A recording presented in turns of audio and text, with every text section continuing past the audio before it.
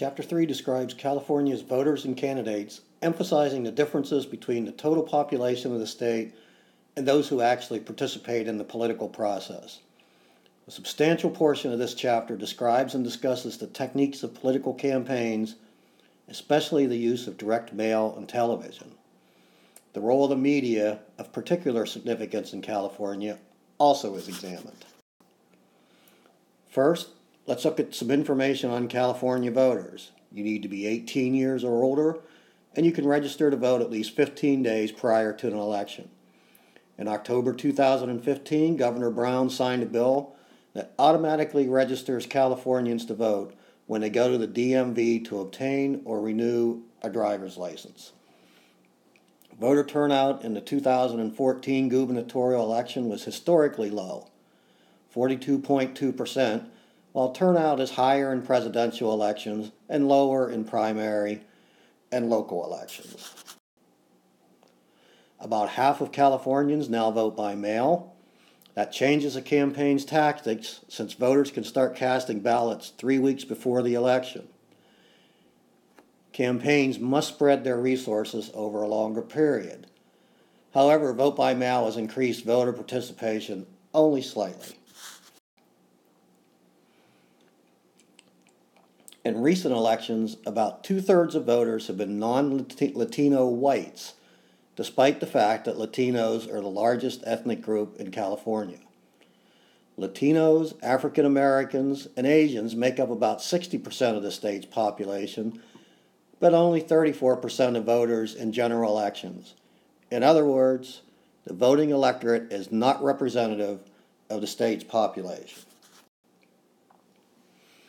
In addition to being white, most likely voters are suburban homeowners, better educated, richer, and older, and 44% of likely voters are over 55.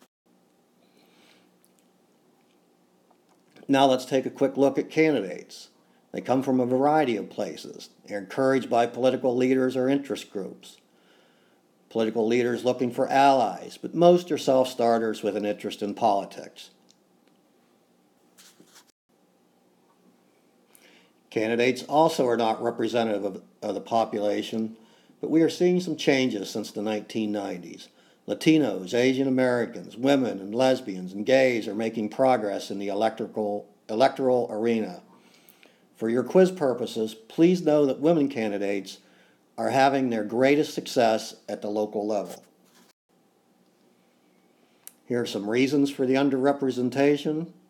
As you can see, there's racism and sexism. Minorities are not traditionally plugged into the network of lobbyists, interest groups, and big donors who provide funding, and they have difficulty winning support outside their own groups. Candidates also have to face the high cost of campaigning. Races can cost more than $1 million for assembly or Senate seats, and statewide offices are even more expensive. Please take a few moments to look at the contribution limits for individuals and committees for campaigns. There also are voluntary expenditure ceilings for candidates for state offices, but most candidates do not follow the voluntary. Now let's take a look at campaigning California style. The very nature of our large and complex state makes it difficult for candidates. Television advertising accounts for the majority of spending in statewide races. It's the only way to reach the mass of voters. But television is too costly for candidates for legislative and local offices. As a result, legislative candidates turn to direct mail as their most common campaign medium. The nature of using TV and direct mail presents problems for candidates. Those who can't raise money are left at the starting gate, and media oversimplify issues and emphasize the negative. As for newspapers, they can be extremely influential in the way they cover the news and through editorials, but today's editorial pages are less influential than they once were, and the downturn in the economy has made newspaper coverage of politics less extensive than it once was. The reality is that many Californians get most of their news and information from television. Unfortunately for candidates, they have a hard time getting TV coverage and are forced to buy ad time. In fact, candidate ads take up more time than news coverage of campaigns during nightly news on California TV stations. That is your video lecture for this chapter.